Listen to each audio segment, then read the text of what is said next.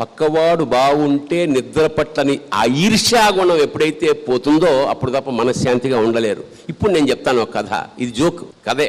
ఒకడు పొద్దున్న లేచి చూసేటప్పటికి పక్కింట్లో మెర్సిడెస్ బెంజ్ కారు ఉంది. ఆశ్చర్యపోయాడు. Just middle class, upper middle class వాళ్ళే. మెర్సిడెస్ బెంజ్ కారు ఉంది. ఆ పక్కింటి వాడు దాన్ని కడుగుతున్నాడు. వీడు షాక్ అయ్యాడు. షాక్ అయ్యా పక్క ఏరా ఏంటి సడన్గా కారు వచ్చిందంటే, మా అన్నయ్య నాకు ప్రజెంట్ చేశాడు బర్త్డే గిఫ్ట్గా. ఎందుకంటే మా అన్నయ్య బాగా డబ్బున్నవాడు, బాగా సంపాదించాడు, నేనంటే చాలా ఇష్టం, అందుకని మెర్సిడెస్ బెంజ్ కార్ని నా బర్త్డేకి ప్రజెంట్ చేశాడు అంటే అబ్బా అని చెప్పి చాలా ఎరా ఈర్ష్యగా ఉందా నన్ను చూస్తుంటే అంటే మాలాంటి అన్నయ్య నీకు కూడా ఉంటే బాగుండు అనిపిస్తోందా అన్నాడు. అప్పుడు ఇతను అన్నాడు, లేదురా నేనే ఆ అన్నయ్యనయ్యి ఇలా కార్లు ఇస్తే బాగుండేది అనిపిస్తున్నాను. దట్ ఈస్ ద మెసేజ్ అమ్మా.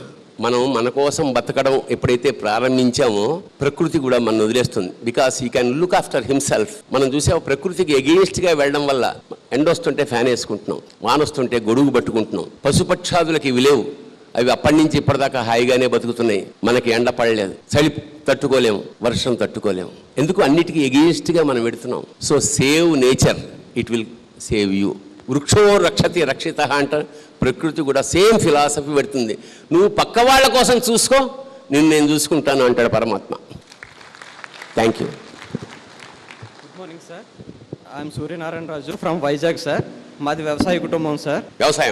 వ్యవసాయ కుటుంబం. నేను పోస్ట్ గ్రాడ్యుయేషన్ చేశాను ఆర్గానిక్ కెమిస్ట్రీలో. బట్ నాకు రచనలు అంటే చాలా ఇంట్రెస్ట్ సార్. నేను దాని మీద విజయరహస్యం అని ఒకటి రాశాను.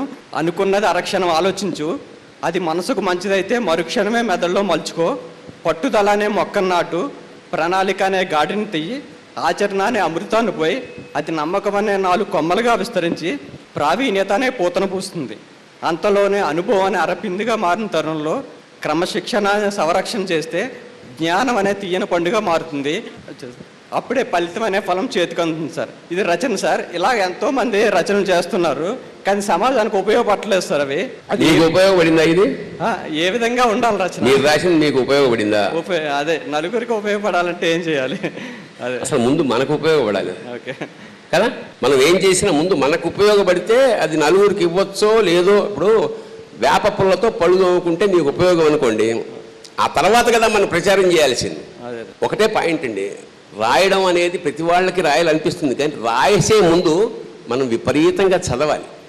మనం అన్నీ చదివితే తప్ప, ఎందుకంటే మనం రాయదలుచుకున్నది మనకన్నా గొప్పగా ఇంతకుముందు ఎవడో రాసేసే ఉంటాడు. That is the whole problem with us.